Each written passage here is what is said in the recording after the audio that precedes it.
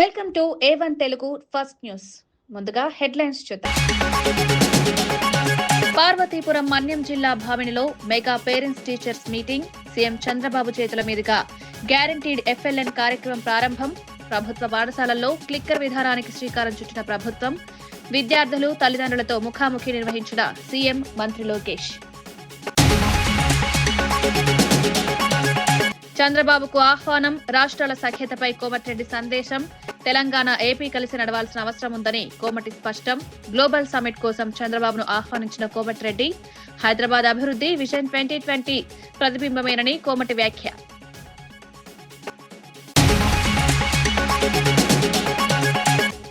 Parakamani case విచారణలో పాక్షికత స్పష్టమని Bhumana fire. CID విచారణ రాజకీయ ఒత్తిడికే సాగుతోందని భూమన ఆరోపణ. టీడీపీ నేతల అబద్దాలకు భూమన ఘాటు సమాధానం. నన్నే టార్గెట్ చేస్తారా? విచారణపై భూమన తీవ్ర ప్రశ్నలు.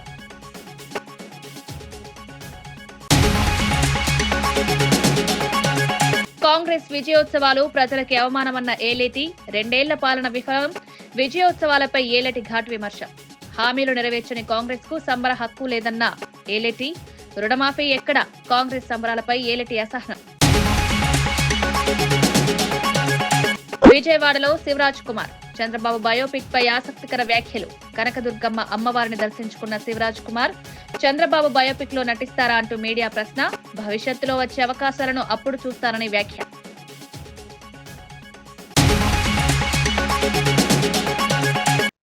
రాష్ట్ర భవిష్యత్తు పూర్తిగా పిల్లల ప్రతిభ, విద్యా నాణ్యతపై ఆధారపడి ఉంటుందని ముఖ్యమంత్రి చంద్రబాబు స్పష్టం చేశారు. తాజాగా ఒక పాఠశాల కార్యక్రమంలో పాల్గొన్న ఆయన విద్యార్థుల జ్ఞానం, అవగాహన, టెక్నాలజీపై పట్టును పరిశీలించి ఆశ్చర్యం వ్యక్తం చేశారు. పిల్లల ప్రతిభను సరిగా దారితీస్తే ప్రపంచ స్థాయిలో తమ సామర్థ్యాన్ని నిరూపించగలరన్నారు. రాష్ట్రంలో విద్యా వ్యవస్థను పూర్తిగా ఆధునీకరించేందుకు ప్రభుత్వం ఇప్పటికే పలు చర్యలు చేపట్టిందని, డిజిటల్ లెర్నింగ్, ఆధునిక తరగతులు, నాణ్యమైన బోధన వంటి అంశాలపై ప్రత్యేక దృష్టి సారిస్తున్నామన్నారు. పిల్లలకు అవకాశాలు, సదుపాయాలు, సరైన మార్గదర్శనం అందితే వారే దేశాన్ని నడిపించే నాయకులుగా ఎదుగుతారని భావిస్తున్నట్లు సీఎం పేర్కొన్నారు. తల్లిదండ్రులు, ఉపాధ్యాయులు, సమాజం కలిసి పిల్లల భవిష్యత్తును నిర్మించాల్సిన అవసరాన్ని కూడా ఆయన గుర్తు చేశారు. ప్రతి సంవత్సరం ఒక ప్రాజెక్టు చేయాలి, గ్రూప్ గా చేయాలి, ఇండివిజువల్ గా చేయాలి. ఆ ఫలితాలు గాని వస్తే మీకు రాబోయే రోజుల్లో మీరే పరిశ్రమలు ప్రారంభించే పరిస్థితికి వస్తారు. దానికి మొదటి మెట్టు ఈ సబ్మిట్, ఏదే స్టూడెంట్స్ ఇన్నోవేటర్స్ పార్ట్నర్షిప్ సబ్మిట్. రాష్ట్ర స్థాయిలో నేను పెడతాను, జిల్లా స్థాయిలో మీరు పోటీలు పెట్టండి, స్కూల్లో పెట్టండి. తర్వాత మీరు వాళ్ళని సెలెక్ట్ చేసి నేను పారిశ్రామికవేత్తలందరినీ రమ్మంటాను, వాళ్ళు కూడా వస్తారు. వీళ్ళు చేసినట్టుగా ఉపయోగం ఉంటే దాన్ని అమలు చేయించే బాధ్యత నేను తీసుకుని ఈ పిల్లల భవిష్యత్తు ప్రతిభని గుర్తించి రివార్డులు కూడా ఇప్పించే బాధ్యత నాదని డిపార్ట్మెంట్కి చెప్తున్నా. చదువు అనేది స్కూల్లో చదువుకోవడం కాదు, నేర్చుకున్న విద్యని, నాలెడ్జ్ని మళ్ళీ ఏ విధంగా సమస్యల పరిష్కారానికి ఉపయోగించాలో అది చిన్నప్పటి నుంచే నేర్పించగలిగితే ఇది సాధ్యం. ఈ కార్యక్రమాన్ని జనవరి 2లో పెట్టమని చెప్పి అడిగాను, పెడతామని చెప్పి ఒప్పుకున్నారు. అది కూడా ఒక ముఖ్యమైన కార్యక్రమం అని చెప్పి కూడా నేను మీకు తెలియజేస్తున్నా. బీసీ రిజర్వేషన్ల సమస్యపై రాష్ట్ర వ్యాప్తంగా చోటు చేసుకుంటున్న ఆత్మహత్యలన్నీ కాంగ్రెస్ ప్రభుత్వ పాలనా వైఫల్యమేనని మాజీ మంత్రి శ్రీనివాస్ గౌడ్ తీవ్రంగా మండిపడ్డారు. రిజర్వేషన్ల పేరుతో బీసీల ఆశలను దారుణంగా మోసం చేసిన ప్రభుత్వం ప్రజల ప్రాణాలతో ఆటలాడుతోందని ఆరోపించారు. విద్య, ఉద్యోగాల్లో హామీలను అమలు చేయకపోవడంతో బీసీ యువతలో తీవ్ర నిరాశ నెలకొంటుందని పేర్కొన్నారు. ఈ ఆత్మహత్యలు వ్యక్తిగత నిర్ణయాలు కాదు, కాంగ్రెస్ ప్రభుత్వం నిర్లక్ష్యం, వైఖరికి నేరుగా ఫలితమన్నారు. రాష్ట్రంలోని అన్ని బీసీ సంఘాలు, మేధావులు, సామాజిక సంస్థలు ఏకమై ప్రభుత్వాన్ని ప్రశ్నించే సమయం వచ్చిందని హెచ్చరించారు. ప్రజా ఒత్తిడి పెరగకపోతే రిజర్వేషన్ల సమస్యను పరిష్కరించే ఉద్దేశం ప్రభుత్వానికి లేదని స్పష్టం చేశారు. బీసీల హక్కుల కోసం ఆయన తాను ఎక్కడైనా ఎప్పుడైనా పోరాడేందుకు సిద్ధమన్నారు. ప్రజా వ్యతిరేక విధానాలపై రాష్ట్ర వ్యాప్తంగా ఉద్యమాలు మరింత ఉధృతం చేస్తామని పిలుపునిచ్చారు. మంత్రిత్వ శాఖ లేదు ఇక్కడ, ఈ ప్రభుత్వం అయితే పూర్తిగా తడిగుడ్డ పట్టి కోసేస్తుంది. అందరి ఐక్యమై కొట్లాడి సాధించుకుందాం తప్ప ఇట్లా మనం ఆత్మహత్యలు చేస్తూ పోతే ఇక మనం కష్టమవుతుంది. మీలాంటి వీరులు ధైర్యంగా ఒక్కసారి రివర్స్ గా ఆలోచన చేయండి. ఏమైనా సాధించవచ్చు, ప్రాణానికి తెగించిన ఏమైనా చేయొచ్చు. కనుక ఈ ప్రభుత్వాన్ని ఎట్లా మనం గడగడలాడించాలి, ఇలాంటి మోసపూరిత ప్రభుత్వాలను ఎట్లా మట్టి కనిపించాలి, పోరాట పంత ఎట్లా ఎన్నుకోవాలి అనే దాని మీద మీరు అందరూ ఆలోచించారు. మేధావులందరూ కూడా ఆలోచించారు. దయచేసి మేము పార్టీల పరంగా మేము ఉన్నాం, మేము కొట్లాడడానికి సిద్ధంగా ఉన్నాం. తెలంగాణ ఉద్యమ తరహా అందరం కలిసి వచ్చే వాళ్ళందరినీ ఐక్యం చేసి ఒక ఏకైక లక్ష్యంతో ముందుకు పోవడానికి మేము అందరం కూడా ప్లాన్ చేస్తా ఉన్నాం. అనునిత్యం మేము కూడా దాని మీదనే ఉన్నాం. దయచేసి చాలా మంది కూడా బయట నుంచి అందరూ కూడా సహకరిస్తున్నారు. మరి ఎవరు సహకరించలేకున్నా మనమైతే కొట్లాడదాం, కొట్లాడితే ఏదైనా సాధించవచ్చు. కనుక దయచేసి ఆత్మబలిదానం వైపు చూడకండి, పోరాటాలు ఎట్లా చేద్దామని వైపు చూడండి. అందరు ఐక్యంగా అండి. ఈ ప్రభుత్వానిదే బాధ్యత ఇది. అక్కడ ఆదిలాబాద్ లో ఆత్మహత్య చేసుకోవడానికి ప్రభుత్వమే బాధ్యత, నల్గొండలో జరిగినటువంటి సంఘటనకు ప్రభుత్వమే బాధ్యత, ఈ రోజు ఈ ఆత్మహత్య చేసుకోవడానికి కూడా ప్రభుత్వమే బాధ్యత. ఏం జరిగినా ప్రభుత్వానిదే బాధ్యత. ఇక ఇక్కడ నుంచే మనం ప్రారంభిద్దాం. దయచేసి ఖచ్చితంగా అందరిని ఐక్యం చేసి ఈ మోసం చేసిన వాళ్ళని మట్టి కరిపిద్దాం. మీరు కూడా ఓట్లు వేసేటప్పుడు ఆలోచన చేయండి. దయచేసి ఎవరికి ఓటేయాలి ఆలోచన చేయండి. మీరు ప్రజలు కరెక్ట్ గా ఆలోచన చేయనందుకు ఇన్ని కష్టాలు వస్తా ఉన్నాయి. ప్రజలు కూడా ఆలోచన ఎప్పుడైతే చేస్తారో, తమిళనాడు తర ఆలోచన చేస్తారో వీళ్ళందరూ చక్కగా అవుతారు. ఓట్లు వేసేది మనం, కూర్చోబెట్టేది మనం, మళ్ళీ అడుక్కునేది మనం. కనుక వేసేటప్పుడు ఆలోచన చేస్తే ఈ పరిస్థితి ఉండదని చెప్పి తెలియజేస్తున్నాం. ఖచ్చితంగా ఎక్స్గ్రేషియా 50 లక్షలు ఇవ్వడం కాకుండా పూర్తి బాధ్యత ప్రభుత్వాన్ని. అరకామణి వ్యవహారంలో న్యాయస్థానం ఇచ్చిన ఆదేశాలకు విరుద్ధంగా సిఐడి విచారణ జరిగిందని వైఎస్ఆర్సీపీ నేత మాజీ టీటీడీ చైర్మన్ భూమన కరుణాకర్ రెడ్డి తీవ్ర ఆగ్రహం వ్యక్తం చేశారు. న్యాయస్థానాలపై, న్యాయమూర్తులపై తనకెప్పుడు గౌరవమే ఉన్నప్పటికీ విచారణలో స్పష్టమైన పాక్షికత కనిపిస్తుందన్నారు. టీడీపీ నేతలు బీఆర్ నాయుడు, పట్టాభి, వర్లరామయ్య ఆధారాలు లేకుండా అవాస్తవాలు పర్యావసనాల్లా మాట్లాడుతున్నారని తీవ్రంగా మండిపడ్డారు. టీటీడీ బోర్డులో ఉన్న ఇతర సభ్యులను విచారణకు పిలవకుండా కేవలం రాజకీయ ఒత్తిడి కారణంగా తనను మాత్రమే లక్ష్యంగా చేసుకున్నారని ఆరోపించారు.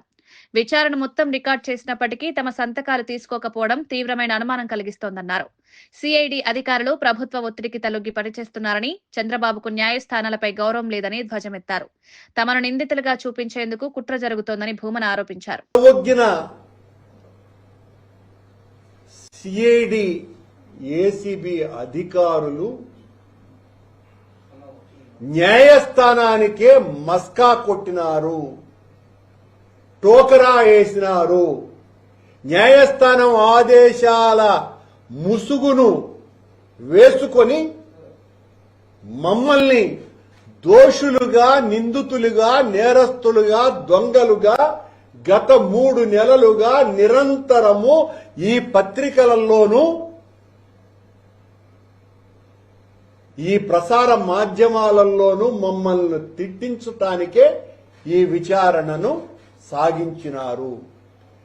ఈ విచారణ సాగినన్ని రోజులు నిజానికి విచారణ అధికారులు వాళ్ళెవరు కూడా ఎవరిని ఏమి విచారించినాము అన్నది చెప్పరు.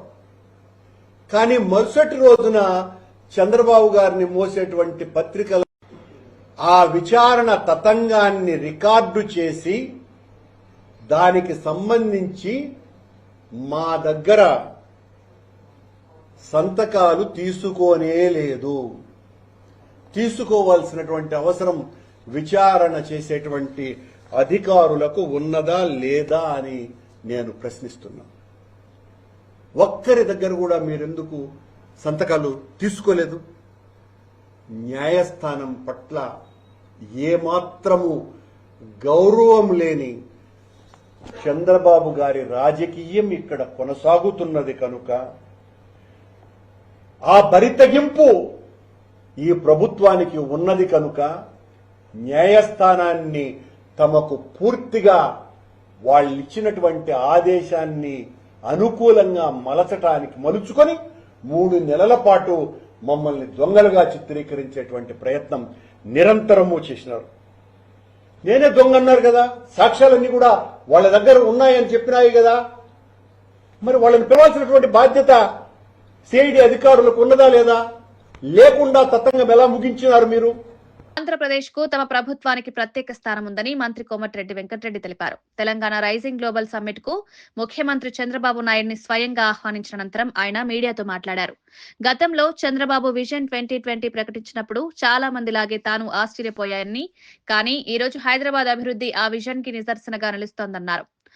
2 రాష్ట్రాలు పరస్పర సహకారంతోనే మరింత అభివృద్ధి సాధిస్తాయని, రాజకీయాలు ఎంత ఉన్నా ప్రజల ప్రయోజనాల కోసం కలిసి ముందుకు వెళ్లాల్సిన అవసరం ఉందని స్పష్టం చేశారు. పవన్ కళ్యాణ్ పై తాను ఇటీవల చేసిన వ్యాఖ్యలు అప్పటి పరిస్థితుల కారణంగానే జరిగాయని, ప్రస్తుతం ఎవరిని విమర్శించే ఉద్దేశం లేదని తెలిపారు. గ్లోబల్ సమ్మిట్ తెలంగాణ భవిష్యత్తుకు కీలకమై ప్రాంతీయ అభివృద్ధిలో రెండు రాష్ట్రాలు కలిసి పనిచేయగల అవకాశాలను ఈ వేదిక చూపిస్తుందని కోమటిరెడ్డి పేర్కొన్నారు. నేను సర్పంచ్ ఎలక్షన్లో బిజీగా ఉన్నా, టైం తీసుకొని రావడం జరిగింది. వారిని ఆహ్వానిస్తున్నాం. తప్పక వస్తారని నమ్మకం ఉంది. వారు వస్తారు. వారి సలహాలు కూడా తీసుకుంటారు. తెలుగు రాష్ట్రాలకు ఒకటి పోటీ పడి అభివృద్ధి చేసుకోవాలి మనం. అందుకనే వారి ఆహ్వానించడానికి నేను యాదగిరిగుట్ట ఎమ్మెల్యే కమ్ అసెంబ్లీలో విప్ గారు, అలాగే ఆదిపట్ల ఏరియాలో ఫ్యూచర్ సిటీ కట్టే ఏరియాలో మాజీ మేయర్ నిరంజన్ రెడ్డి గారు ముగ్గురు రావడం జరిగింది. పోలవరంను చంద్రబాబు సర్వనాశనం చేశారని వైఎస్ఆర్సీపీ నేత అంబటి రాంబాబు తీవ్రంగా విమర్శించారు. 41 మీటర్లకే ప్రాజెక్టు నిలిపివేయడం ఏ బాధ్యత లేనిదైనా నిర్ణయమని, కూటమి నేతలు మౌనంగా ఉండడం అర్థం కాకపోతుందని ప్రశ్నించారు. రాష్ట్ర విభజన చట్టం ప్రకారం పోలవరాన్ని కేంద్రం నిర్మించాలని ఉన్నప్పటికీ డబ్బుల మీద దృష్టితో ఆ బాధ్యతను ఏపీకి బదిలీ చేసుకున్నారని ఆరోపించారు. కాఫర్ డ్యాం నిర్మాణం ఉద్దేశపూర్వకంగా వదిలేసి డయాఫ్రమ్ వాల్పై అవకతవకలు చేసి 1000 కోట్ల నష్టం కలిగించారని అంబటి మండిపడ్డారు. జగన్ హయాంలోనే స్పిల్వే, కాఫర్ డ్యాం పూర్తి అయ్యాయని, 2017-18 ధరల ప్రకారమే నిర్మాణం కొనసాగేందుకు కేంద్రాన్ని ఒప్పించారని తెలిపారు. మొదటి దశకే కావాల్సిన నిధులను ఎన్నికల ముందు అడ్డుకున్నది చంద్రబాబు కుట్రేనని ఆరోపించారు. రెండో దశ 45.72 మీటర్ల ఎత్తు పూర్తి కాకపోతే ఉత్తరాంధ్రకు నీరు అందదని, పోలవరాన్ని బ్యారేజీ స్థాయికి దిగదార్చారని అంబటి రాంబాబు విమర్శించారు. సర్వశక్తులు ఒడ్డి ఈ ప్రాజెక్టుని కేవలం రాష్ట్ర ప్రభుత్వం యొక్క నిధులతోనే నిర్మాణం చేయాలని ధైర్యంగా ప్రారంభించారు. అలాంటి ప్రాజెక్టు కొనసాగుతూనే ఉంది. అమరావతి ఏమో అంతులేని కథ అయింది. ఈ పోలవరం ప్రాజెక్టు ఏమో ముగింపు లేని కథ అవుతా ఉంది.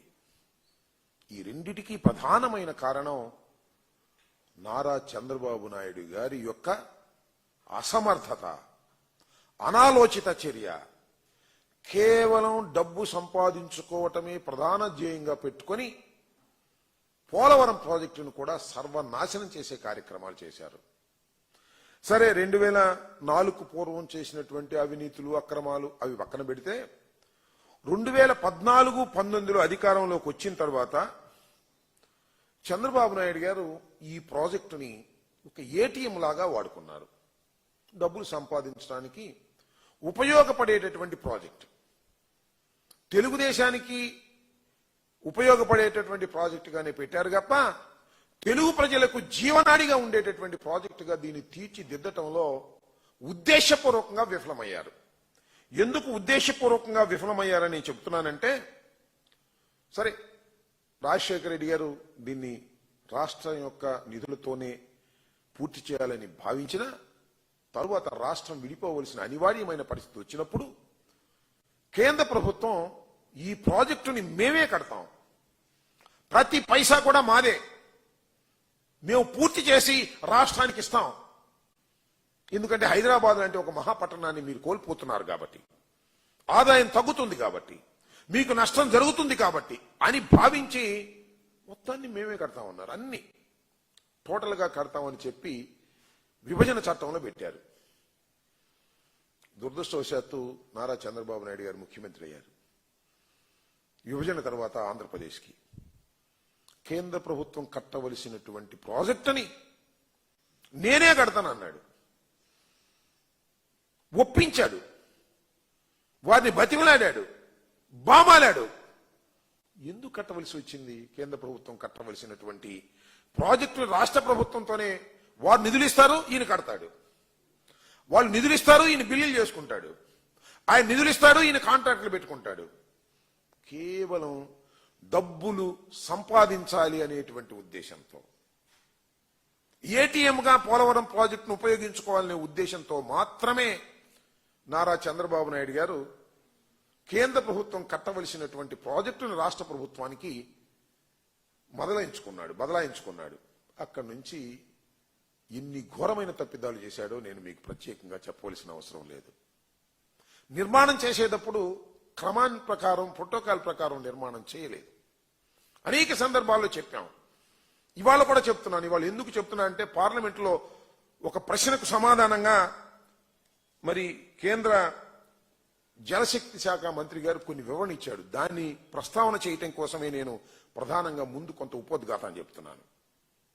చంద్రబాబు నాయుడు గారు ఏది సక్రమంగా చేయలే. కాఫర్ డ్యాము నిర్మాణం చేయవలసింది, కాఫర్ డ్యాములు రెండూ నిర్మాణం చేసి డయాఫ్రమ్ వాల్ కట్టవలసినటువంటి ప్రోటోకాల్ ఉంటే డయాఫ్రమ్ వాల్ కట్టేశాడు. స్పిల్వే కట్టలేదు, స్పిల్ ఛానల్ పూర్తి చేయలేదు, అప్రోచ్ ఛానల్ పూర్తి చేయలేదు, నది డైవర్షన్ పూర్తి చేయలేదు. చివరికి 1000 కోట్లతో సుమారుగా 1000 కోట్లతో నిర్మించినటువంటి డయాఫ్రమ్ వాల్ కొట్టుకుపోయింది. ఎక్కడ జరగదు ప్రపంచంలో. ఇది మన పోలవరంలో జరిగింది, మన చంద్రబాబు నాయుడు గారి వల్లే జరిగింది. అదేమంటే మా మీద రుద్దేటటువంటి ప్రయత్నం చేస్తాడు. అనేక సందర్భాల్లో చెప్పా బహిరంగ చర్చకు సిద్ధము అని, కానీ సమాధానం చెప్పరు. బుకాయించే కార్యక్రమం, ఎల్లో మీడియా ఉంది కదా అని పుంఖాలుగా బుకాయించే కార్యక్రమాలు మా మీద, నా మీద, జగన్మోహన్ రెడ్డి గారి మీద విచ్చలవిడిగా తప్పుడు ప్రచారం చేసేటటువంటి కార్యక్రమాలు చేస్తారు. కేవలం డయాఫ్రమ్ వాల్ కొట్టుకుపోవడానికి కారణం నారా చంద్రబాబు నాయుడు గారు చేశాడు. భవానీపురంలో జరిగిన కూల్చివేత ఘటనపై విజయవాడ వెస్ట్ వైఎస్ఆర్సీపీ ఇన్ఛార్జ్ వెల్లంపల్లి శ్రీనివాస్ తీవ్ర ఆగ్రహం వ్యక్తం చేశారు. చిన్న పిల్లలు, పెద్దలతో ఉన్న ఇళ్లలోని కుటుంబాలను భయపెట్టి బయటకు తరిమేయడం అమానుషమన్నారు. కోర్టు డిసెంబర్ 31 వరకు ఇచ్చిన గడువును నిర్లక్ష్యంగా పక్కన పెట్టి కూటమి ప్రభుత్వ అధికార మదంతో వ్యవహరించిందని ఆరోపించారు. పోలీసులు, రౌడీలు, బ్లేడ్ బ్యాచ్ కలిసి కర్కోటకంలా ఫ్లాట్ కూలగొట్టడం రాష్ట్రంలో ఎప్పుడూ చూడని దారుణమని విమర్శించారు. ప్రజల ఆస్తులను రక్షించాల్సిన ప్రభుత్వం స్వయంగా విధ్వంసానికి పాల్పడటం ప్రజాస్వామ్యానికి మచ్చ అని పేర్కొన్నారు. బాధిత కుటుంబాలు రాత్రికి రాత్రి రోడ్డుపైకొచ్చి తీవ్ర ఆందోళనలు ఉన్నాయని తెలిపారు. బాధితులపై కఠిన చర్యలు తీసుకునే వరకు పోరాడతామని, ప్రజా హక్కుల కోసం వైఎస్ఆర్సీపీ పూర్తిగా ప్రజలతో నిలుస్తుందని వెల్లంపల్లి స్పష్టం చేశారు. నవంబర్ 4నే డిసెంబర్ 31 వరకు కూడా వాళ్ళకి వ్యవధి ఇచ్చారు సుప్రీంకోర్టు నుంచి.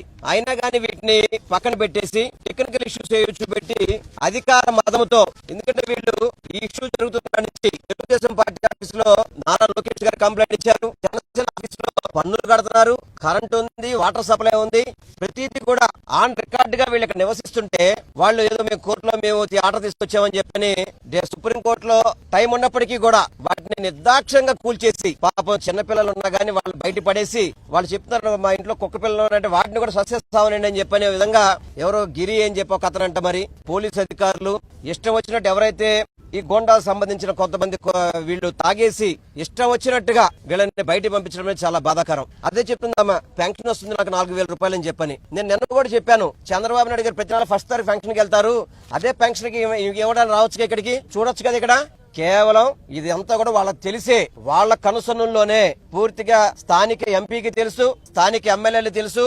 ప్రజాప్రతినిధి అండతోనే ఈ కార్యక్రమం చేపట్టారు. ఇది కూల్చేసిన తర్వాత ఎవరైతే లేడీస్ ని ఇబ్బంది పెట్టి జుట్టు పట్టుకొని లాక్ రావడం కానివ్వండి, చేతులు పట్టుకొని లాక్ రావడం కానివ్వండి, వాళ్ళ పేర్లతో కంప్లైంట్ పెడితే ఇప్పటి వరకు కూడా ఎందుకు కంప్లైంట్ ఫైల్ చేయట్లేదు వాళ్ళ మీద? మీరు వీళ్ళు ఇచ్చిన కంప్లైంట్స్ ఎందుకు ఫైల్ చేయట్లేదు? మీరు ఎందుకు వన్ సైడ్ గా మీరు నటిస్తున్నారు? వన్ సైడ్ గా ఎందుకు చేస్తున్నారు? వీళ్ళు కంప్లైంట్ ఇచ్చారు, అదే విధంగా ఇతరులు కూడా కంప్లైంట్ ఇచ్చారు. వీళ్ళ కంప్లైంట్స్ మాత్రం తీసుకున్న పరిస్థితి లేదు. ఏదైతే ఈ రాజకీయ పార్టీ నాయకులు, ఎవరైతే అధికార పార్టీ నాయకులు అండ ఉందో, ఎవరైతే దగ్గరుండి బలవంతంగా కూల్పించారో వాళ్ళు పెట్టిన కంప్లైంట్ మాత్రం మీరు తీసుకుంటున్నారు. ఎంతవరకు న్యాయం అండి? అంటే వీళ్ళందరూ ఆడవాళ్ళు కాదా? వీళ్ళందరూ ఆడవాళ్ళు కాదా అంటున్నా? వాళ్ళని మగవాళ్ళు చేతులు పట్టి లాగేయచ్చా బయటికి? బూతులు తిట్టచ్చా? ఇష్టం వచ్చినట్టు మాట్లాడచ్చా? అది కూడా పోలీసులు అడ్డం పెట్టుకొని, పోలీసులు పక్కనే పెట్టుకొని ఈ విధంగా అరాచకాలు చేస్తుంటే అసలు ఎక్కడ జరుగుతుంది ఈ పరిపాలన? మీరు చెప్తున్న 3 లక్షల ఇల్లు గృహప్రవేశం చేశాం, 4 లక్షల ఇల్లు గృహప్రవేశం చేశాం మీరు చెప్తున్నారు. అవన్నీ కూడా జగన్మోహన్ రెడ్డి గారు కట్టిన ఇప్పుడు మీరు గృహప్రవేశం చేస్తారు. మీరు మీ జన్మలో ఒక ఇల్లు అయినప్పుడు కట్టించారా?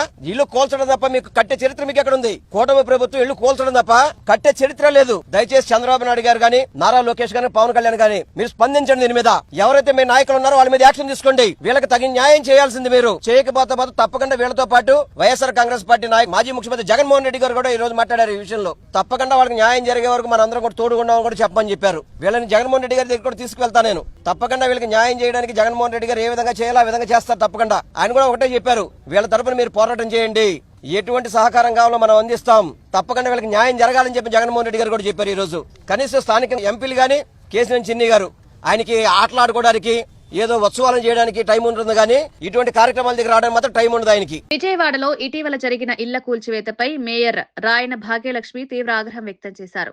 ప్రజలు బ్యాంకు లోన్లు తీసుకుని రిజిస్ట్రేషన్లు జరిగి కార్పొరేషన్ బిల్లులు చెల్లించి పూర్తి స్థాయి చట్టపరమైన హక్కులు కలిగి ఉన్నప్పటికీ ప్రభుత్వం ఒక్కసారిగా బుల్డోజర్లు పంపించడం అతి దారుణమని పేర్కొన్నారు. ఇలాంటి అరాచక పాలన ఎప్పుడూ చూడలేదని మేయర్ వ్యాఖ్యానించారు. ప్రజలను రోడ్డు మీదకు నెట్టే విధంగా ప్రభుత్వం వ్యవహరిస్తోందని, ముందస్తు నోటీసులు ఇవ్వకుండా కూల్చివేయడం ప్రజాస్వామ్యానికి మచ్చ అని అన్నారు. బాధితులతో కలిసి నిలబడి వారి సమస్యలను రాష్ట్ర, జాతీయ స్థాయిలో ప్రదర్శించేందుకు కట్టుబడి ఉన్నానని స్పష్టం చేశారు. ప్రభుత్వంలోని అస్పష్టత, తొందరపాటు నిర్ణయాలు ప్రజల్లో తీవ్ర ఆందోళనకు దారితీస్తున్నాయని భాగ్యలక్ష్మి విమర్శించారు. ఈ చర్యల వెనుక ఉన్న బాధ్యులను ప్రజలు తప్పక ప్రశ్నిస్తారని ఆమె నమ్మకం వ్యక్తం చేశారు. ఇల్లులు కట్టుకుంటే ఒక్క నిమిషంలోనూ వచ్చి బుల్డోజర్ తోటి కొట్టి మీరు ఇల్లుల్ని కూలదోసినారే, రేపు పొద్దున్న వాళ్ళు బ్యాంకు లోన్లు ఎలా కడతారు? బ్యాంకులు ఊరుకుంటాయా? ఆ లోన్లు క్రియేట్ చేయకపోతే వాళ్ళు ఊరుకుంటారా?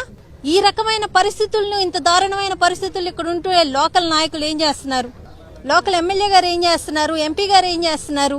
ఇన్ని రకాలుగా వాళ్ళు ఎక్కే గడప దిగే గడప ప్రతి ఒక్క నాయకుడి దగ్గరికి, ముఖ్యమంత్రి దగ్గర నుంచి, లోకేష్ గారి దగ్గర నుంచి, పవన్ కళ్యాణ్ గారి దగ్గర నుంచి అలా ఎక్కన గడపంటూ లేదు, ఎక్కన చెప్పని అధికారులు లేరు. కానీ ఒక్కరు వచ్చి ఏందమ్మా మీ బాధ అని అడిగినోళ్ళు లేరు. ఈ రోజు వాళ్ళు ఎవరైతే వీళ్ళు కమ్మినారో కనీసం వాళ్ళని కూడా ప్రశ్నించే ఇది లేదు. ఎంత దారుణంగా ఉంది. అమ్మినోళ్ళు బానే ఉన్నారు, ఈ రోజు మేము కోర్టులో గెలుచుకున్నాము అన్నోళ్ళు బానే ఉన్నారు. మరి వీళ్ళ పరిస్థితి ఏంటి? వీళ్ళకి ఎవరు న్యాయం చేస్తారు? ఇంత అన్యాయం చేస్తున్నారా? ఇంత దారుణమైన పరిస్థితులను నెలకొల్పుతుంటే, ఒక సిటీలో ఇలాంటి దారుణమైన పరిస్థితులను నెలకొల్పుతుంటే బీసీ రిజర్వేషన్ల అంశంపై ముఖ్యమంత్రి రేవంత్ రెడ్డి, టీపీసీసీ అధ్యక్షుడు మహేష్ కుమార్ గౌడ్ పై బీసీ సంఘాలు చేస్తున్న విమర్శలు సరైనవి కావని Hyderabad market committee vice chairman Kotla Srinivas స్పష్టం చేశారు. బీసీలకు న్యాయం చేసే దిశగా నిజాయితీగా పనిచేస్తున్న ఏకైక ప్రభుత్వం కాంగ్రెస్దేనన్నారు. ఎన్నికల్లో ఇచ్చిన హామీలను అమలు చేయడానికి ప్రభుత్వం క్రమబద్దమైన విధానంతో ముందుకు సాగుతుందని, ఆ ప్రక్రియను అర్థం చేసుకోకుండా విమర్శలు చేయడం తగదని పేర్కొన్నారు. బీసీల అభివృద్ధి, విద్య, ఉద్యోగాలు, ఆర్థిక శక్తివంతీకరణ కోసం ప్రత్యేక చర్యలు ఇప్పటికే ప్రారంభమయ్యాయని తెలిపారు. సమాజం మొత్తం అభివృద్ధి చెందాలంటే బీసీలు బలపడాలని, ఆ దిశగా ప్రభుత్వం స్పష్టమైన రోడ్ మ్యాప్ తో పనిచేస్తోందన్నారు.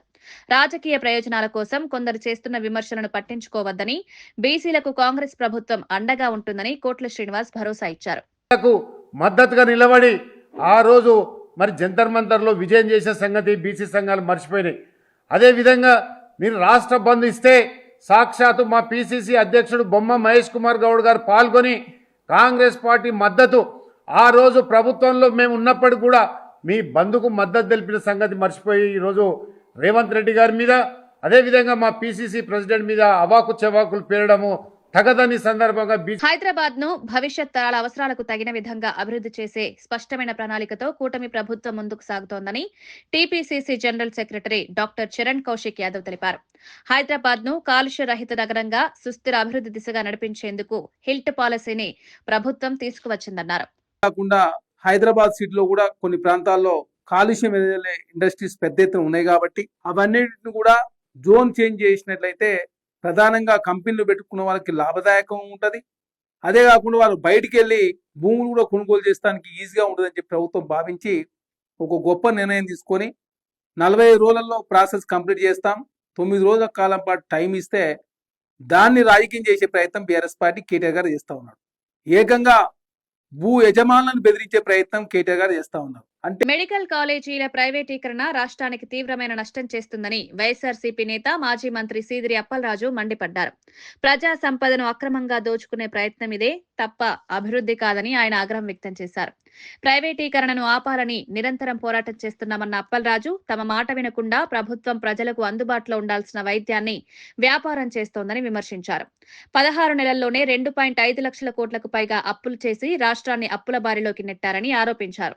అదే సమయంలో జగన్ హయాంలో నాడు నేడు వంటి పథకాలతో విద్యా సంస్థల రూపురేఖలు మారినప్పుడు దాన్ని విధ్వంసమని విమర్శించిన చంద్రబాబు, ఇప్పుడు చేస్తున్న అప్పు పాలన అసలు విధ్వంసమన్నారు. ప్రజాస్వామ్యంలో ప్రజలే యజమానులు, వారి ఆస్తులను ప్రైవేట్ చేతుల్లోకి ఇవ్వడం తీవ్ర అన్యాయమని అప్పలరాజు హెచ్చరించారు. ప్రభుత్వ నిర్ణయాన్ని వెంటనే వెనక్కి తీసుకోవాలని ఆయన డిమాండ్ చేశారు. మేము ఆపేసింది మీరు, ప్రతి పిల్లవాడు అవసరమైతే ఇంటి దగ్గర చదువుకోవాలని ట్యాబ్లు ఇచ్చింది మేము, ఆపేశారు మీరు.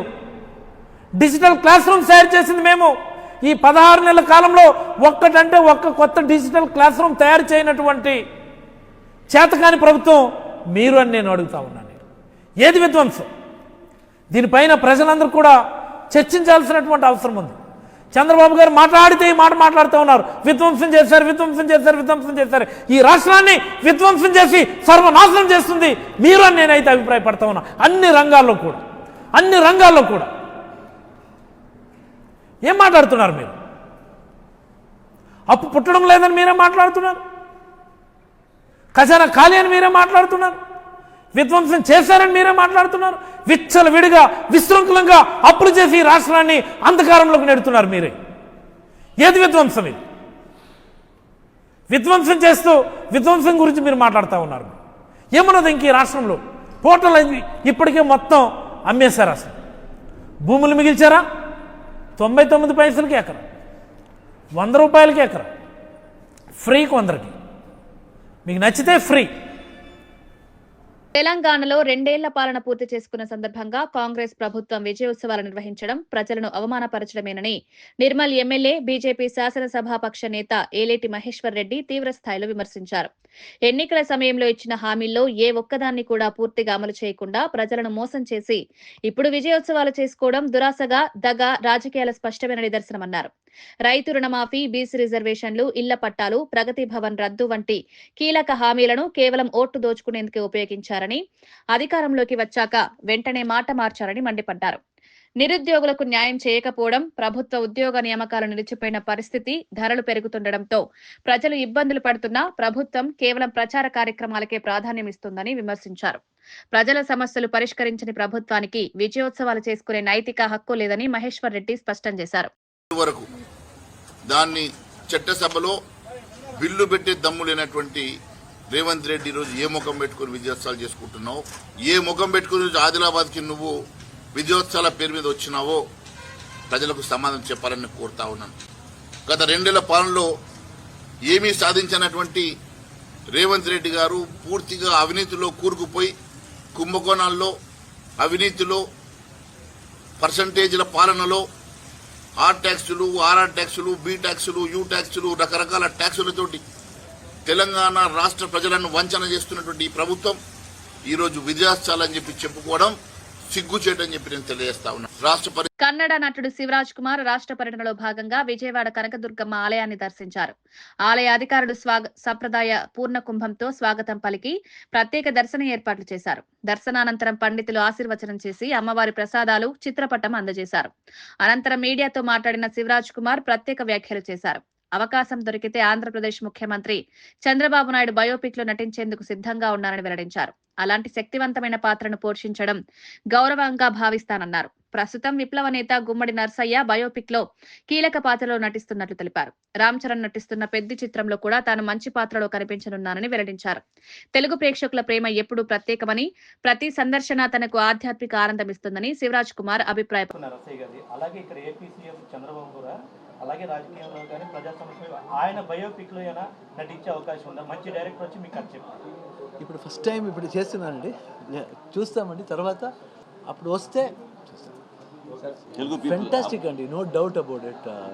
ఇక్కడ కాదండి, ఇండియాలో మటు కాదండి, ఈవెన్ అబ్రాడ్లో చాలామంది ఉన్నారు, చాలామంది గుర్తుపెడతారు అండ్ ది రెస్పెక్టర్స్ అండ్ మంచి ఫుడ్ ఇక్కడ, very good food. I love Andhra food. I think good response వస్తుంది అని ఒక నమ్మకం ఉందండి, చూస్తామండి.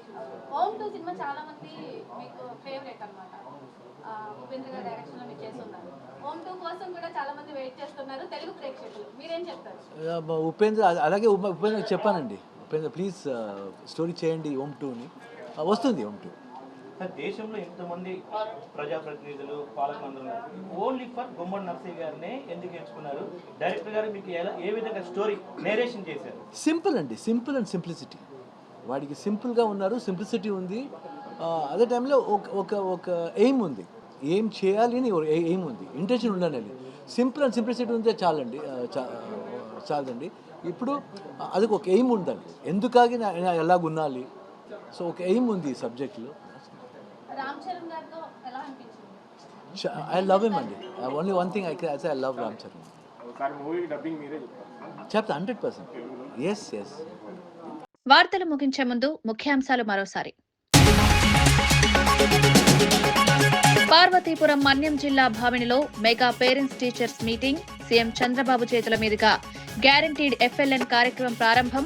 ప్రభుత్వ పాఠశాలల్లో క్లిక్కర్ విధానానికి శ్రీకారం చుట్టిన ప్రభుత్వం. విద్యార్థులు తల్లిదండ్రులతో ముఖాముఖి నిర్వహించిన సీఎం, మంత్రి లోకేష్.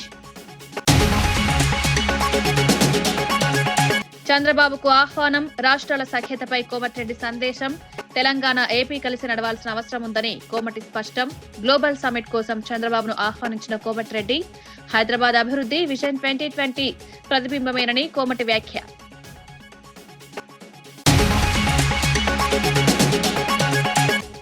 పరకామణి కేసు విచారణలో పాక్షికత స్పష్టమని భూమన ఫైర్. సిఐడి విచారణ రాజకీయ ఒత్తిడికే సాగుతోందని భూమన ఆరోపణ. టీడీపీ నేతల అబద్దాలకు భూమన ఘాటు సమాధానం. నన్నే టార్గెట్ చేస్తారా? విచారణపై భూమన తీవ్ర ప్రశ్నలు.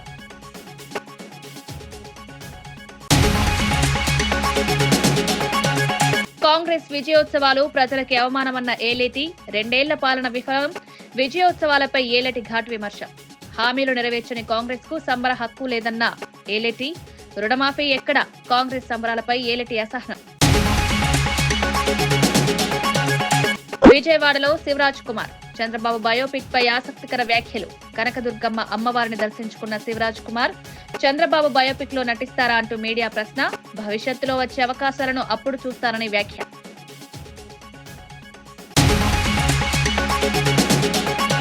ఇవి ఈనాటి వార్తా విశేషాలు. మరో బులెటిన్లో మళ్ళీ కలుద్దాం.